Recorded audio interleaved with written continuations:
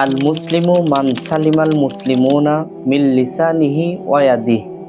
নবী করিম সাল্লাল্লাহু আলাইহি ওয়াসাল্লাম ইরশাদ করেন, প্রকৃত মুসলমান ওই ব্যক্তি যার হাত এবং জবান থেকে অপর মুসলমান ব্যক্তি হেফাজতে থাকে, সেই প্রকৃত মুসলমান। প্রকৃত মুসলমানের সম্মান কি? আল্লাহ রাব্বুল আলামিন কি সম্মান ইজ্জত দান করেছেন। একবার রসুল করিম সাল্লাল্লাহু আলাইহি ওয়াসাল্লাম কাবার সামনে দাঁড়িয়ে কাবাকে লক্ষ্য করে বলছেন, ওহে কাবা, আল্লাহ রাব্বুল আলামিন তোমাকে অনেক সম্মান দিয়েছেন, অনেক ইজ্জত দিয়েছেন। তবে ওহে কাবা শুনো, তোমার যেই সম্মান, তোমার যেই ইজ্জত আল্লাহ রাব্বুল আলামিন দান করেছেন, একজন মুমিন মুসলমানের সম্মান তোমার চাইতেও বেশি।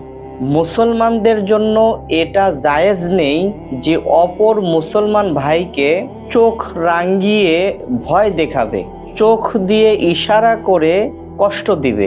এতটুকু বিষয়েও রাসূলুল্লাহ সাল্লাল্লাহু আলাইহি ওয়াসাল্লাম নিষেধ করে গিয়েছেন, মুসলমানদেরকে কষ্ট দেওয়া যাবে না। আর যে মুসলমানের হাত এবং জবান থেকে অপর মুসলমান হেফাজতে থাকবে, সেই প্রকৃত মুসলমান। আর প্রকৃত মুসলমানের আল্লাহ রাব্বুল আলামিন এরকম মর্যাদা দিয়েছেন যে কাবার চাইতেও বেশি সম্মান, ইজ্জত আল্লাহ রাব্বুল আলামিন প্রকৃত মুসলমানকে দিয়েছেন।